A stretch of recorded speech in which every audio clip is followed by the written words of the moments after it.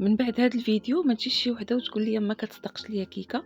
جربيها اختي بهاد المقادير اللي غادي نعطيك اليوم. كيك يومي كيجي طالع والرويحه يا سلام. اهم من هذا ما غاديش يحشمك مع ضيافك. غادي نقطع معك اختي هنا واحد الطريف واخا باقا سخونه ما كتجيش معجنه نهائيا من الداخل. غير جربيها اختي ما غاديش تندمي عليها، واحد الرويحه طالعه منها يا سلام. وقبل البنات ديروا لي واحد حركه اكسبلور باش هكا يبقاو يطلعوا لكم لي فيديو ديالي. ونبداو على بركه الله. المقادير: غناخد هنا كاس ديال المولينيكس، غندير فيه 3 ديال البيضات بالحراره ديال المطبخ، يكون البيض شويه كبير، 2 ساشيات ديال الفاني، وغادي ندير كاس ونص ديال السكر سنيده، وغادي نزيد عليهم هنا كاس ونص ديال الحليب، وغادي نزيد كاس مع مرش ديال الزيت. العبار ديما كيكون بالكاس ديال العنبه. هنا راني زدت معلقه كبيره ديال القشور الحامض، راها غير ما بانتش.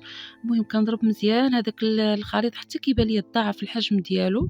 وعاد غادي نخويه هنايا في واحد البول، وغادي ندير 4 ديال الكيسان ديال الفورس يكون مغربل. لا بغيتي اختي الكيكه تجي طالعه وتجي ناجحه معاك، غربلي النواشف كاملين. هنايا البنات راه درت 4 ديال الكيسان، وإلا جا كنتي الخليط مازال شويه خفيف غادي تزيدي 4 كاس اخر.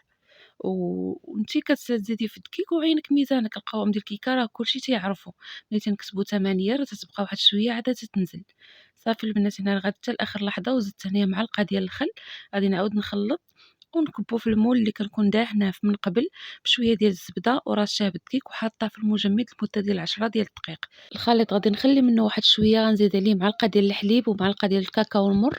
غادي نخلطو مزيان ونزيدو حتى هو من الفوق، وغادي ندور بعود ديال الشوا اولا بموس هكا طويل، وندير بيبي شوكولا من الفوق، ندخلو الفران من الفوق والعافيه شاعله من التحت.